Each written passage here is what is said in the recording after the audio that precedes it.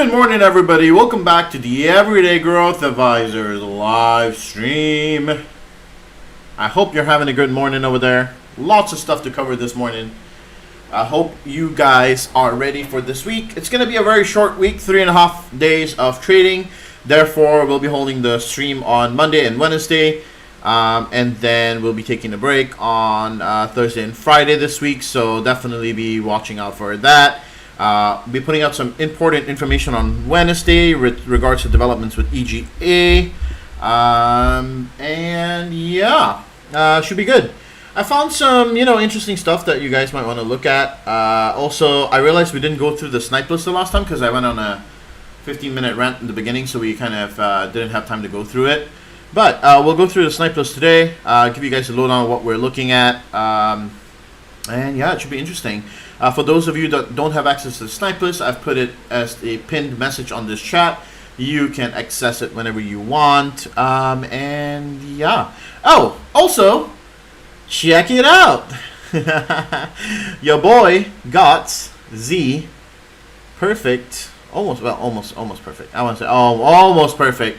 So far, so good, guys. 2 quarters into my master's program, and I am 4 for 4. Got my grades back. Got 2 A's again. 2 A's from the previous quarter. So we're definitely looking at a good next quarter. So next quarter are these classes right here. I'm going to be doing those for the masters.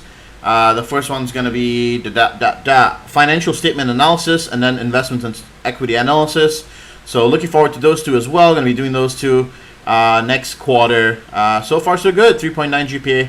Let's hope we can keep this running and keep doing good in school, keep doing good in life, having good vibes, positivity, spreading all the good things. Yeah, so I got my results back and I'm pretty happy about that. Hard work always pays off.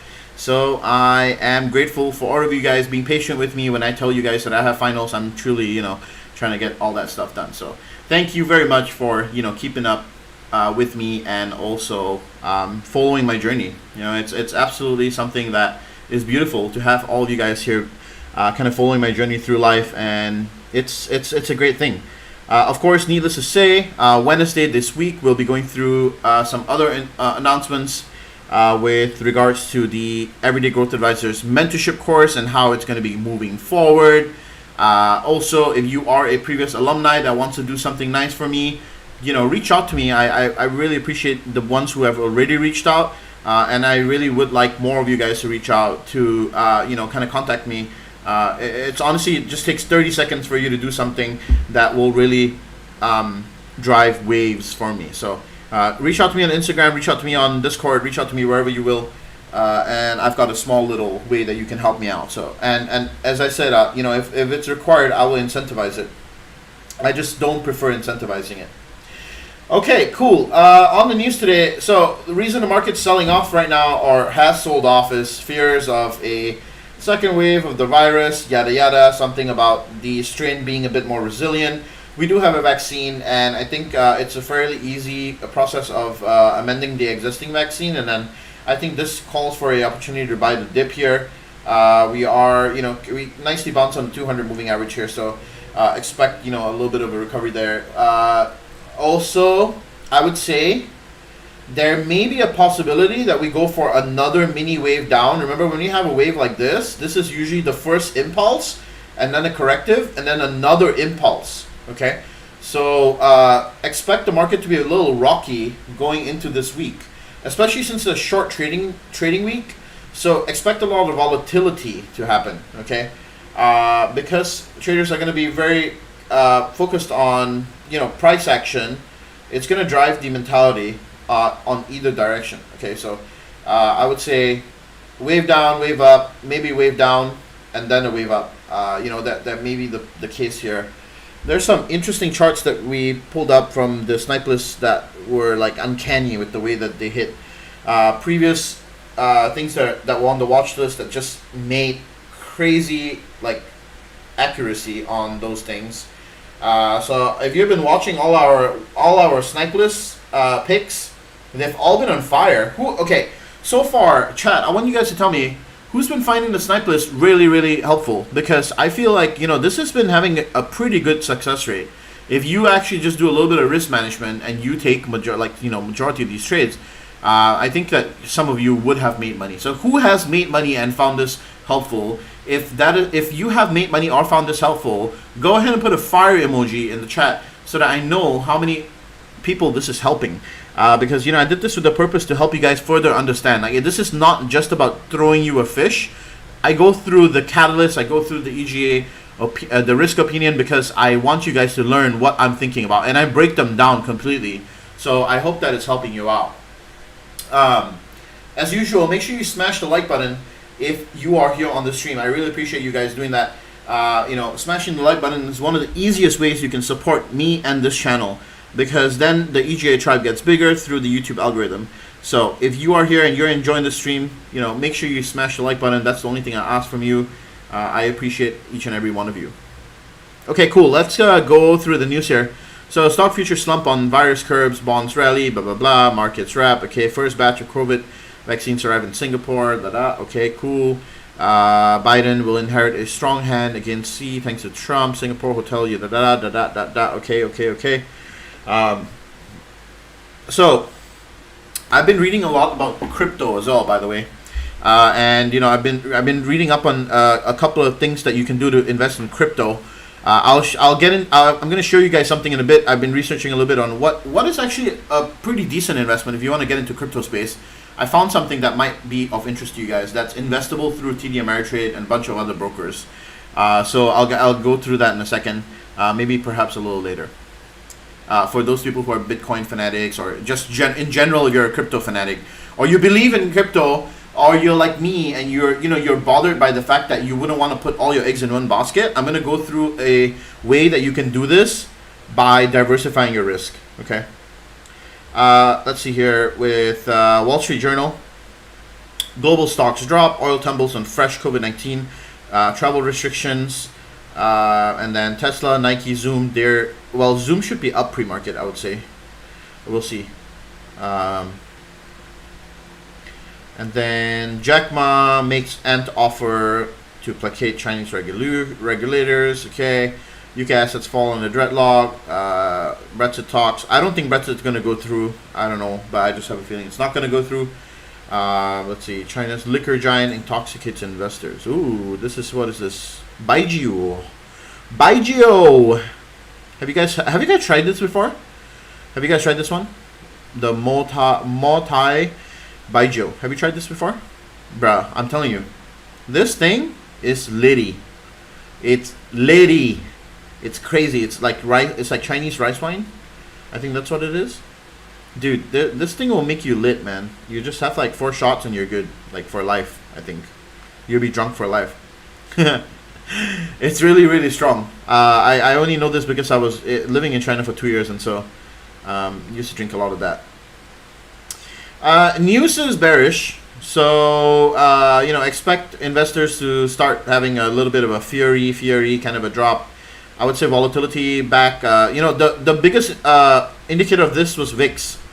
VIX was starting last week. I forgot to cover this on the live stream, but we started to see VIX make higher highs here. This was a good indicator that something was about to drop. The VIX was starting to be bought up. And I did mention that we should start hedging at around 22, 23. This was a level where, buying, VIX made sense. And so continuing to talk about this now when VIX is at 26 doesn't make sense anymore. But as I keep saying, the VIX was a great buy when it was down here at these levels, right? And now we're back up at 27 here. See, the thing is, you got to remember something. I keep saying this. You cannot be buying into indexes when we are at all-time highs, right? You cannot. When we are moving like this, I keep mentioning these are moments of irrationality, right? Irrationality. And when irrationality strikes, you have to exit. You have to exit, because this is when people are buying in. Retail investors are buying in because they have the FOMO MOMO, but you should be getting out. This is where you exit. The run is over, and then you wait for the next drop, and this is when you enter again. Okay, I would say a retracement to at least the 12,000 on Nasdaq is very probable, very possible. Remember, our actual retracement target on Nasdaq is actually down here, but we never got there. Remember, we never got there. So we're gonna have to redraw our retracement target because this one's now void. Remember that. So actually, let me go ahead and get rid of this Fibonacci retracement here. So swing low, swing high. We're gonna draw a fib retracement between those 2 points. This is your swing low, and this is your swing high, right? We could also call this a swing low, but I prefer this bigger, broader swing low to see where we would come down in terms of these 2 points here. This is the 2 largest swings. So let's plant that fib right here. Let's say that's 100% retracement. Where is our 50% retracement going to be? Our oh wow, it's exactly almost the same point. A 50% retracement is actually going to be here. So it's not too far off from our retracement target. So actually not too bad at all. I would say, you know, there's a high chance that we can come down to this level here. Just purely on technicals here, just doing the SPY NASDAQ technicals here. You know, a retracement down to this point here would be possible if the fear sets in and we get that kind of you know, that fear gripping thing once again. Like, you know, we may see a very nasty sell-off, and this is a pretty bearish candle here. Okay, this is a pretty bearish candle. So if we don't see an immediate buy up of assets and continue for VIX to continue rising here, then, you know, you may see VIX even go back up to the you know, 34, 35 levels up here, which will cause the fear to come back in again. You know, we broke out of this high here, so, you know, chances are also that it may continue to run the VIX here, but we'll see if that actually comes through. Obviously, don't buy VIX right now. The time to buy VIX is over. If you want to be doing anything, I would say hedge against the most moved index, which is going to be, what's it going to be? What, NASDAQ? No, Dow, maybe? I think it might be Dow. Might be the Dow. S&P 500, let's see, the Dow here. Yeah, the Dow is definitely the one. Yeah, I would say the Dow. Hedging against the Dow makes sense. The Dow is likely to come down to this level right here, 28,827. This is going to be your support. Previous resistance. Should be interesting to see how that one plays out. 80 of you guys here. Appreciate you guys taking a second out of your day to smash the like button if you can. You know, the like, when you smash the like button, I feel all kinds of funny and tickles. So if you want to tickle, smash the like button. Just kidding. So anyway, retracement back down here for Dow Jones looks pretty probable from here. Let's see, swing low is going to be actually down here, but let's actually go a different kind of a swing low to get a little bit of a different perspective here. Let's actually use this swing low right here.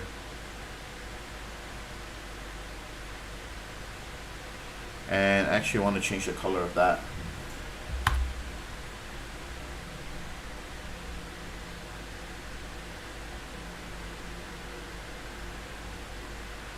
Come on. There we go. Let's make this one yellow so we can see that. Okay, cool. Yeah, we probably hit the 50 first and then, you know, down to 38.2. So yeah, this, you know, this line that I drew here is a pretty decent price point for us to come down. I'll make this one red so we can have a better contrast. There we go. Or actually, let's make it, I don't know, blue. Okay, there we go. The blue line is going to be our target, okay, for the Dow. On a retracement down from this massive rally, okay, we may see a retracement back down here before continuing the rally up here, based on fib properties and based on impulsive corrective waves. If we, this is, by the way, if we break below this low here, okay. If we don't break below the low and we continue to consolidate here, then we will continue higher by the end of the year, okay? Because we have a vaccine, let's see how bad the fear gets, okay? But I also feel a lot of people took profits up here, and then this is just like massive investor, institutional dumps plus manipulation so that they can start to get these cheaper prices here, okay? So I think the dumps are going to happen simultaneously multiple times, not just one time. So watch out for that. Should be interesting. Same with NASDAQ here, okay? So NASDAQ, we're looking at the 12,000 level here, And then the rest of them, you guys know, I kind of did the breakdown for technicals already. All right, awesome. So that's your SPY, NASDAQ, Dow Jones technical update.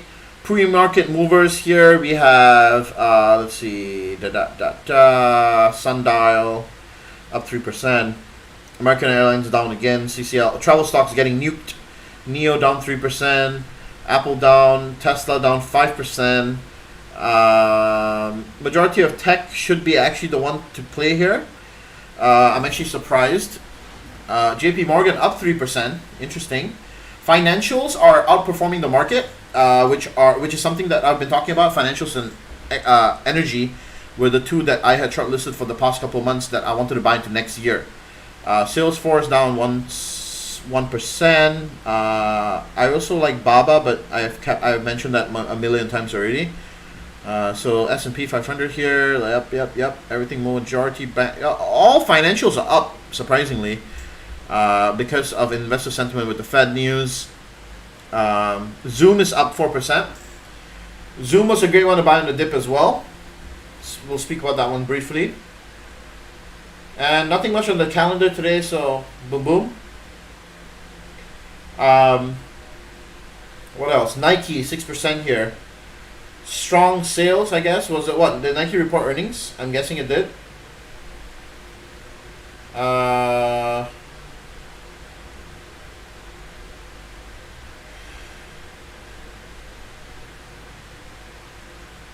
Yeah, I reported earnings on 18 December. Okay, cool. Goldman Sachs up, Morgan Stanley, all financials are up. So that's interesting because financials are actually part of our snipe list today. I don't know if you guys saw this, but we have XLF on our snipe list. We actually were looking at this on the past weekend already. Okay, well. Pre-market here in a different perspective, heat map style. We're looking at a lot of red, but only financials and insurance companies here doing leading the way. Nike, Amazon holding steady at 3.2, slightly up 0.4% because of its durability with its core business. Remember, this actually creates a situation where investors may run for Amazon instead. If lockdowns happen again, who's going to send you all your stuff? Well, it's going to be Amazon, right? What is this? Global Payments and Sherwin-Williams Company. Okay. Apart from that, not much else. Let's look at the 1 month performance of the index. CRM down 11%. I think this is a buy the dip moment for CRM. If for those of you that haven't already started buying shares of this company, this is a great moment to start buying shares of this company. I'm just saying right now, it's a great company to own long term and intrinsically undervalued. These kinds of flash sales don't come around a lot. When nobody wants the shares, that's when you should be accumulating positions in CRM. And I can guarantee you that if you start accumulating positions in CRM now, you'll thank yourself a year from now. This is a solid company with a good business model, and economic moat is solid as well. Monthly wise, you can see that things are still pretty up, green. Technology is still pretty green. Banks are even more green, right? Look at Wells Fargo Chase, up 15% this month. PayPal up 25% this month, right? So lots of green across everything. Let's have a look at any insider transactions since the weekend. Let's look at the 50 billion large caps. Once again, the Waltons, man, sold off more stuff on the 18th on Friday, selling another million shares. The Waltons have been really liquidating a lot of their shares. I'm guessing, they hit some key performance metrics. Moderna CEO selling 19,000 shares. Let's see. Snapchat chief business officer selling 50,000 shares.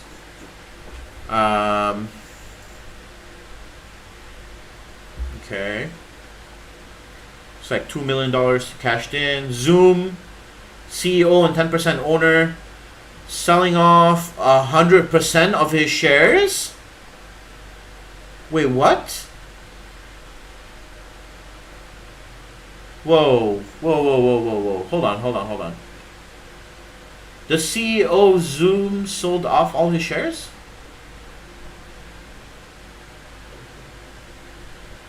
Yeah, he did. Look, it says he's a 10% owner, owns over 0 shares of Zoom, worth over $0. He sold his shares off. Why? Why? I want to know why. Okay, we gotta definitely do more digging on that one. I'm wondering why that happened. Triple M, Executive Vice President, selling some shares, not too bad. What's this one? Walt Disney, SEPV,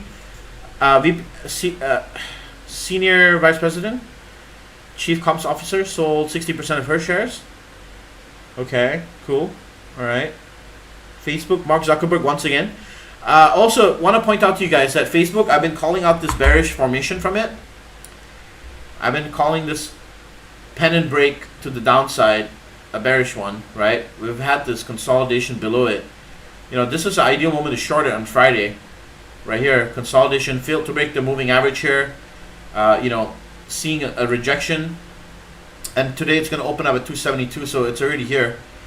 I think easily going for this bottom double test here to 260 here. There's a possibility. I would keep my eyes on Facebook short positions here for this coming week to test this level here. Just want to point that out there. Okay, cool. All right.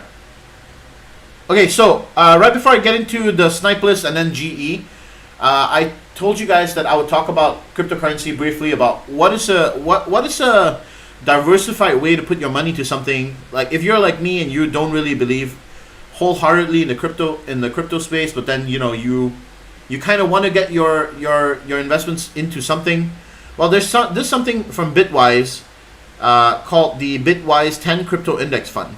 Now, I need to obviously know more about this and research this a bit more. But here's something that you know I wanna find out. One thing is the expense ratio of this fund. That's one thing, because I wouldn't want to spend a whole bunch of money for somebody to manage this investment for me. But this is a index and a kind of like a index fund that holds these cryptos.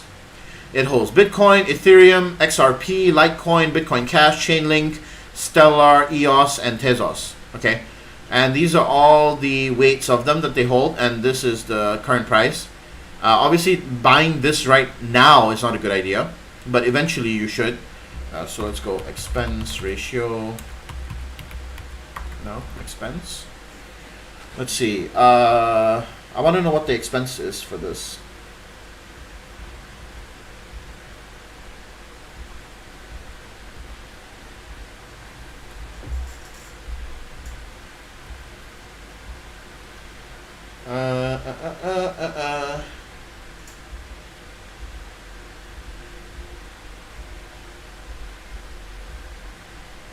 Okay.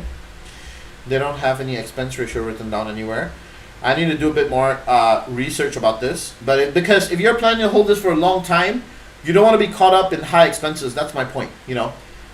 So do a bit more research to figure out what this actually costs in holding. What I do like though is the fact that you know it's a diversified investment across all of these, with the 78% in Bitcoin, 12% in Ethereum, 4% in XRP. These are the top 3 that I like if I were to invest in crypto, and then Litecoin, Bitcoin Cash make up a small percentage with these. So you know if you want to be like majority Bitcoin investor, but then have a bunch of others as well in there, exposure to a bunch of different ones, you can invest in this. Now, how do you go about doing it? BITW, that's the ticker symbol. BITW, you can invest in this one through TD Ameritrade and yada yada. This past week, this thing went insane. It went from $30 to $200 in what, a day or something. So this was on 2nd December. I think this thing IPO'd or whatever, not IPO'd, but they started offering their shares on the 2nd of December. And you know, since then this thing has been trending upward. Now, if you truly believe in the Bitcoin hype or you know in the crypto space hype, I would say buy a diversified investment like this. It has a better chance of running and making lots of money than buying just Bitcoin. You know what I mean? You have, at least if something doesn't go Bitcoin's way, you have a diversified investment. Anyway, it's 70% Bitcoin, right? It's 70-some percent, 78%. So it's majority Bitcoin, but at least you have exposure to other kinds of alternate coins as well, okay? Okay, so that's what I wanted to tell you guys about. How many of you guys invest or trade Bitcoin anyway, or are dabbling in the crypto space? Because I'm starting to. It's definitely starting to arouse my interest, because I think that in the future it will be something that will be used. But I just haven't wrapped my head around the intrinsic valuation. Like for a finance person, it's just for me it's just another fiat currency. It's just it's just a storage medium. It's no different from any other thing. That's the reason why I'm a little not skeptic, but I guess I just think that the adoption's gonna be a little sticky. That's all. But you know what? It doesn't hurt to put some money away, and this is a cheap way you can do it. This costs $69 per share, and you can load up on these. And this is an easy way. Say you can't see. This is great because if you can't afford a Bitcoin and you don't want to own a small piece of a Bitcoin, well, you can own a portfolio with all of these things, right? And guess what? Each bite-sized piece of that only costs you $69, and you can buy it through the ticker symbol BITW. So you don't need to invest thousands. You can just put $69 in, right? And you get exposure to all of this in this kind of a composition. You see what I mean? There is a benefit of investing through this. But once again, I need to look through this document to figure out what is the expense ratio of this fund to hold it long term.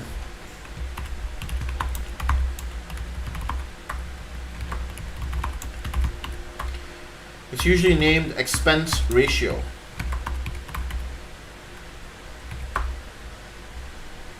Oh, so here we go. BITW.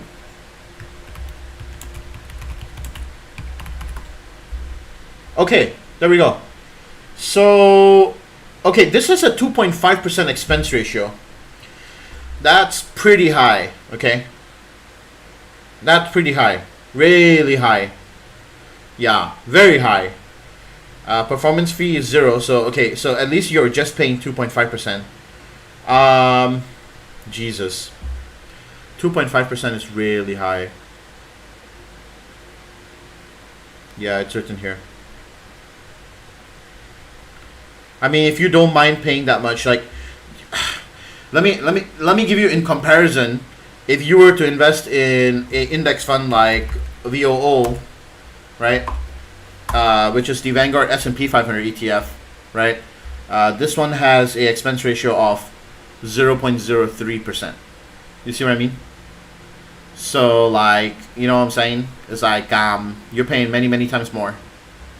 But obviously these are two different products. This is managing crypto. That one's managing a ETF. So, yeah, okay. All right, I'm gonna pivot over. That was my little bit of a prelude into the crypto space. More on this in the future. I may consider trading this, or I may consider investing in this for short term. I'm not looking at making this into a long-term investment.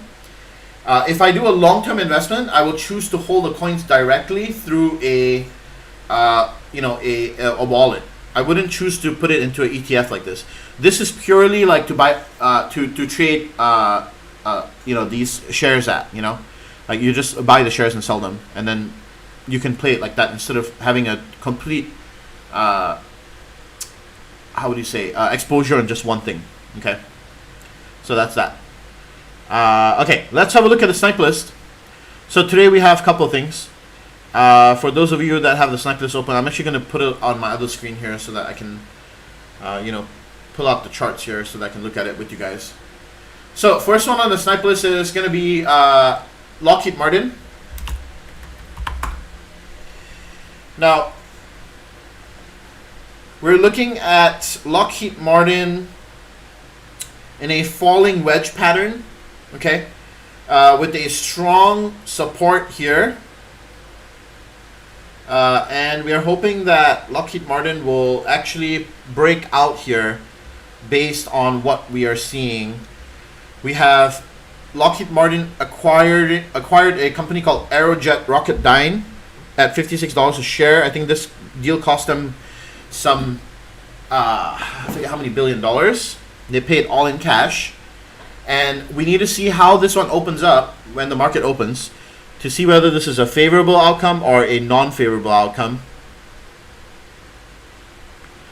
The risk to reward ratio here favors the upside, along with if we have news or stimulus, this could move to the upside because it is sitting on a key support level here.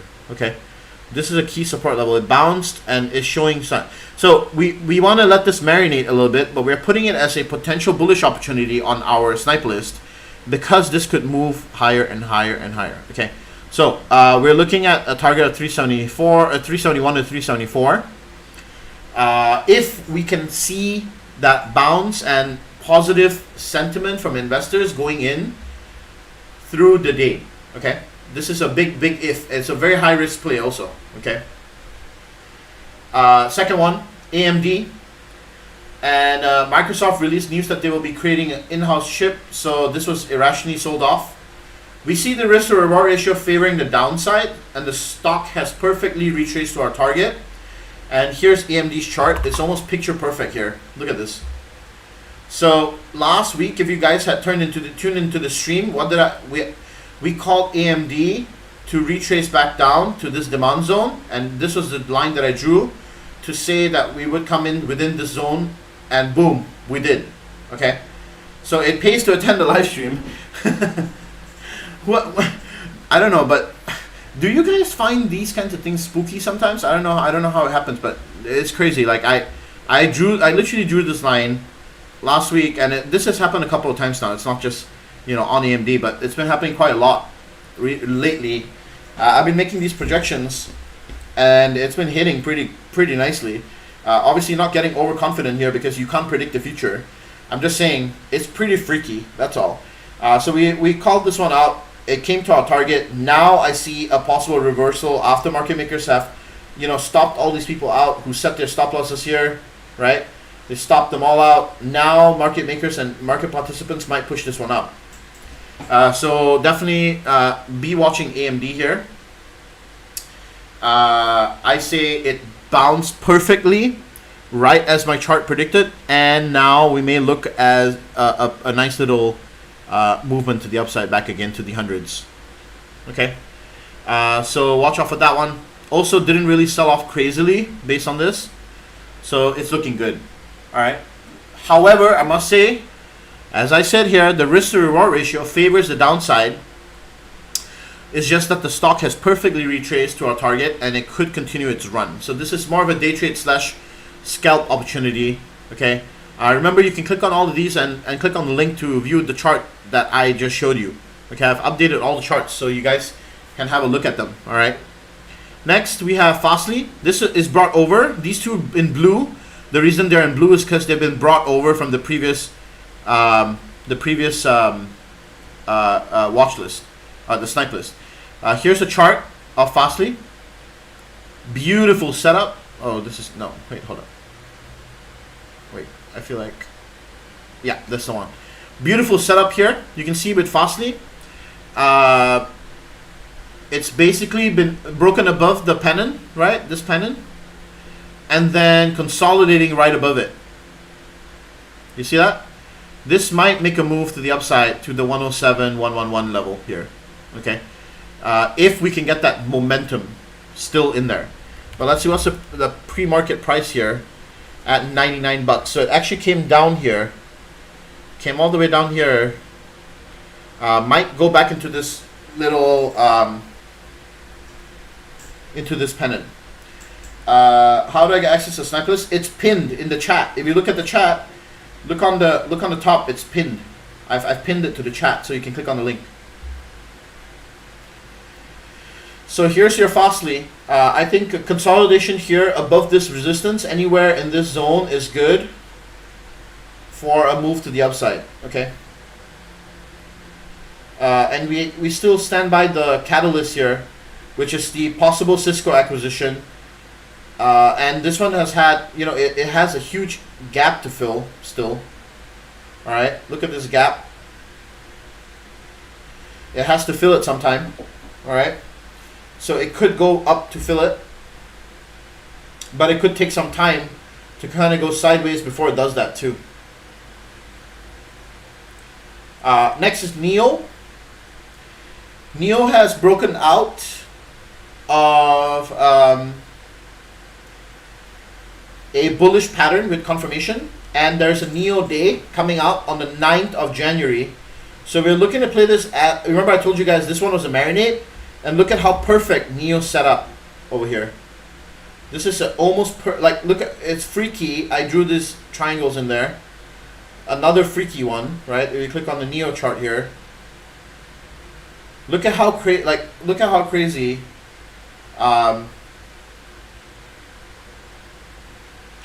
this little ABCD wave that I drew is following, right? Falling wedge pattern, right? And then breakout here, and we're seeing possible move into this supply zone here, okay? So NEO could move up to the $50 level easily if it has the continued momentum leading up to the NEO day in January first week, okay? So that's what you have to watch here. Looking at this here. Welcome into the stream, guys. I hope you're having a good day. Make sure you guys smash the like button. There's almost 100 of you here, and I appreciate you guys taking the time to be out here. We have some special announcements coming on Wednesday. I hope you guys will be here to hear it. And also, yeah, I love all of you guys, if I've not said that yet. So if you want to access to the snipe list that we put out on every single live stream, make sure you click on the link in the chat. I've pinned it as a post. You can have access to this list that we curate for you guys, and this is me and my team working together every day to put out interesting things for you guys to have a look at. And it will be part of future EGA developments, so we hope that it helps you out. This snipe lists have been really fire lately, so I'm glad that you guys like it. So NEO, still within our level of acceptance here, coming down to $45 pre-market here, giving another opportunity for entry. We thought that it may come back down to 46-ish, but this perfect entry would have been there. Now opening up at 45, we'll see how this one performs, and see if it can continue to move up here. I would rather buy these companies on the dip. But then let's also be careful today on Monday, because we want to see whether investors are going risk on or risk off today. A lot of things are pending. You have this whole second wave thing going. Oh, is the vaccine good? Is the vaccine not good? There could be a lot of jitters. That's the reason why VIX is being bought up, right? Fear back in the market, especially since we were at levels of irrational exuberance the past 2 weeks or so. So people are starting to flip the other way now. Remember, the market is a constant weighing between fear and greed. These are the two market forces, fear and greed, right? So we were at the point where we were at greed, and now we're flipping the switch to go to fear, okay? When that happens, you need to start looking for what are the best companies to buy during these flash sales, okay? So that's NEO. Next one is XLF. Now XLF is an interesting one because our catalyst is that the Fed signals continued dovishness. It's not going to increase interest rates, and the reopening of the economy means increased borrowing, which means increased spending, which translates to banks increased earning. Don't forget another thing that I was talking about were SPACs. I've been talking about SPACs for a long time, driving banks earnings, okay? Special purpose acquisition companies like Nikola was, before Nikola it was called something else, and there were a bunch of other companies that were called other things. So these companies are all going to drive investment banks' revenues up, okay? The XLF risk to reward ratio favors the upside. Continued, it's kind of a consolidation here, you can see. Kind of like in this little consolidation phase, I want to say. And we want to see a nice little push up to the 2940, 2960 level here. This is what we're looking at. Okay. I like holding XLF into next year, by the way. Chewy's the last one. This one has had has been trending up for a week or more. it looks overextended with the rational exuberance, and increase in product offerings don't warrant such a huge move. So looking at Chewy here, this one is crazy, like it's had a crazy run. Okay, we're looking at a retracement play, gap fill down here as well. So this would be an easy one to target the 61.8 at 89 bucks. You're looking at about a $10 move here, but obviously take it at a risky play here. I see the supply zone up here, so therefore it could get rejected. It might take a while to get there. So get this when it breaks the 98.50 level also. That's where you want to enter this short. Okay. Cool. All right. Cool. I think that concludes Chewy. If you look at Chewy in a 4-hour chart, you'll see what I mean. Like, this is very overbought at this point. You guys see that? So this is a pretty decent one to play to the downside. I say, you know, to the 50 retracement here at least would be a decent play here. Okay, awesome. That concludes the snipers for today. And let's go into GE. So GE is going to be the ticker of the week this week. And I hope that you guys are excited about GE as I am. This is a company with a very rich history. Okay. And looking at this on a 4-hour chart, this is now in an uptrend. We want to see consolidation and continued momentum to the upside. You know, I was just looking at their earnings and stuff like that. The company is kind of like making slow recovery, but it's, you know, it has a huge backlog, and you know it needs to really show its positioning. One thing I do like is that it has a positive free cash flow in Q3, but then year to date, because of Corona and blah blah blah, they're still minus 3.8 billion in free cash flow, which means that the company net is seeing expense, you know, cash going out rather than cash going in. They do have $39 billion in cash, which is important, and they have 20 billion in credit facilities, including a 15 billion credit facility through 2023. So that's good. Okay. Their debt has reduced by 25 billion since the beginning of 2019. And so this company, in terms of debt, it's not that bad actually, but still the debt to equity ratio is 2.39, which makes this a problem. Interest coverage is slightly below our expectation of 3 times, so it's at 1.78, but they do have sufficient assets to cover liabilities, which is the other thing. So it's kind of like a mixed sentiment. You see what I mean? It's like, they have debt, they have kind of enough money to cover the interest, but they have sufficient assets to cover liabilities. So it's like, okay, I mean, all right, you know, like, ROE is positive for the past 3 years annualized.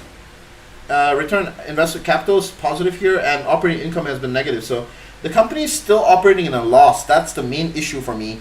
This company is not profitable. Okay. And what do they operate in? They actually operate in within you know, different segments.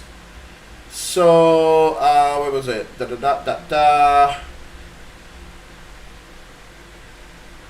They do where was it? They do medical equipment, they do turbines and engines, and they do other kinds of services for defense, I believe. This is the main business arm of GE. Okay, like their main key arms of the business. Yes, aviation, and then commercial stuff as well. So and they focus on military a lot. Okay, so oh yes, and the last one was energy. So turbine business, so makes sense. You know, they're producing turbines, so they do energy, like supporting energy businesses. That's the other thing that they do. Okay, you can pull all of this stuff up from their website through Investor Relations, GE. But yeah, they're focusing on more green tech now, which is a good thing. And I think that's something that they should be looking at. So they are focusing on the right area of business. Okay. Another thing is they have quite a bit of a monopoly on wind tech. So like producing turbines for these wind farms. They have a company that just chose them. I think shortlisted them to be chosen to produce these wind what is it called, turbines. So because they have this product called the Haliade X 12 megawatt, which is the world's most powerful turbine, they have offshore wind industry expected to reach 100 gigawatts, and so it's the first turbine over the 10 megawatt threshold, capacity factor of 69%, and then first 60 gigawatt hour gross annual energy production turbine, and they have won almost 5 gigawatts in commitments through 2019, which is good. So energy space is something that is going to be very competitive, and it's good that GE is trying to get into the space. Actually, it's a forward-looking secular trend that they need to kind of get in. Okay, cool. Now, technicals wise, consolidation here in this bull flag is good. I like this bull flag. A break above this level here would send this to the upside. So I would say overall right now, bullish on GE. You can see here that analyst consensus are a buy. Majority of analysts are recommending a buy. There are some that initiated a sell. So you have on December 20th, 8 strong buys, 6 buys, 7 holds, and 3 sells, and 1 strong sell. Before, nobody was saying sell. Now 3 people say sell. A majority of them were still buying, and now they're holding.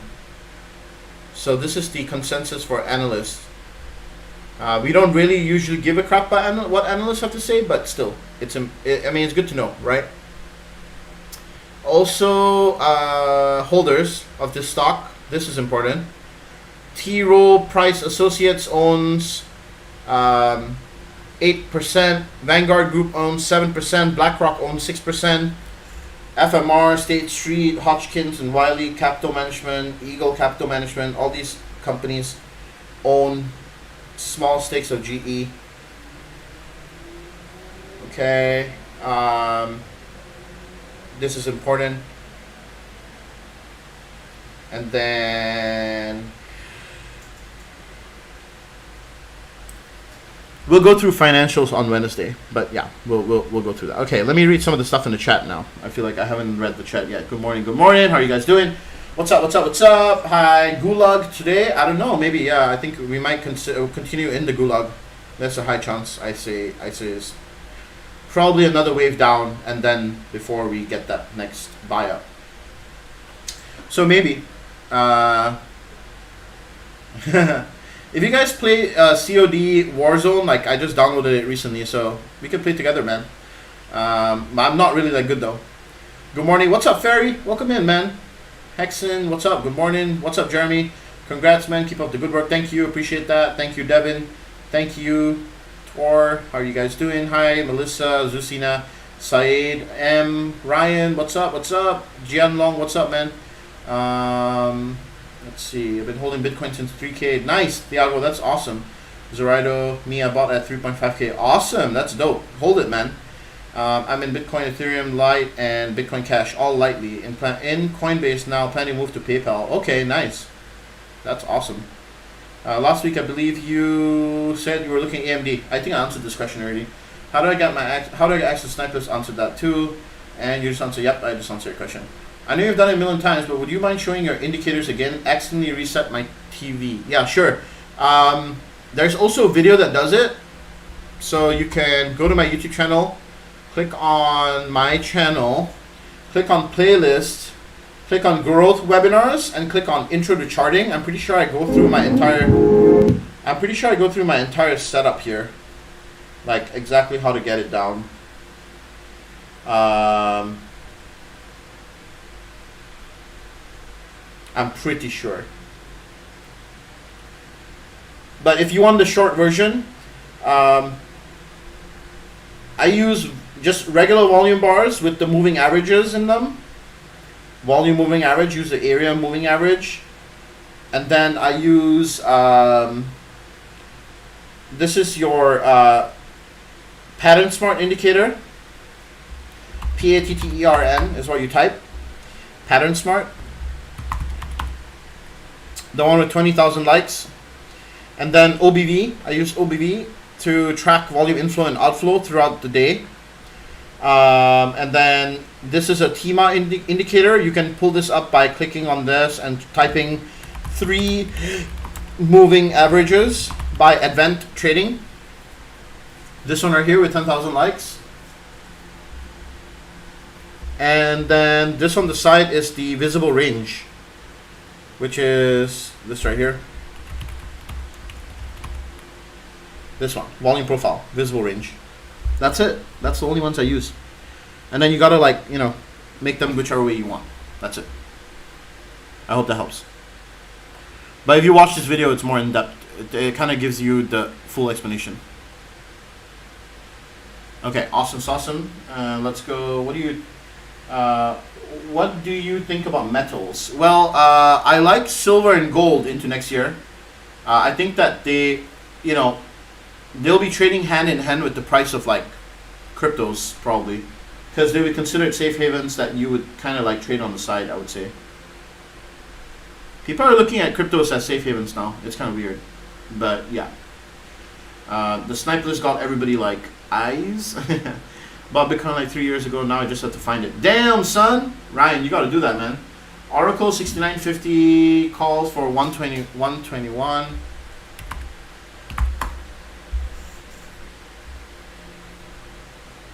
Damn. You got to get out of this, man.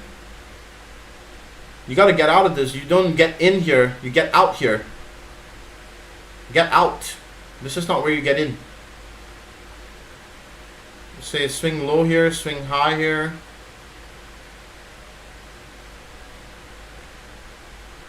I mean, it could go to 66.90, but that's about it, man. 69 is way high. No, that's almost 100% extension from the bottom.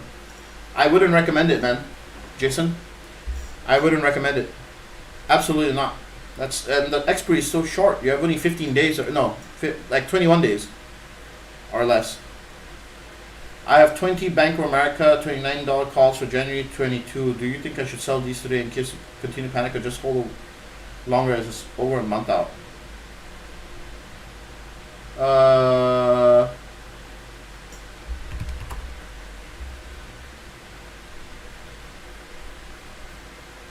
Well, 29 calls. I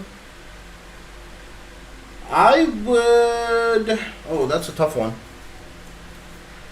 I would get rid of them for now. That's what I would do. And then wait for a little bit of a retracement and then get in.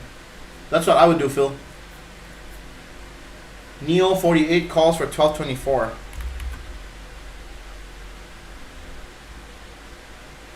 Well, we are bullish on Neo. 48 calls for 1224. That's this week. Oh man. M, I think you might want to choose a different expiry. Might be too little time to achieve that. Might not be enough time. That's all I'm gonna say. Yeah. So okay. With that being said, I want to say thank you for attending today's stream. On Wednesday, we'll be making another announcement, so I hope that I see you guys here.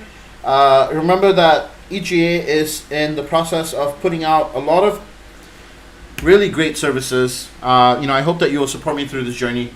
And I want to thank all of you guys from the bottom of my heart for following me through this, And this week's going to be Christmas, so, spend a lot of time with your family.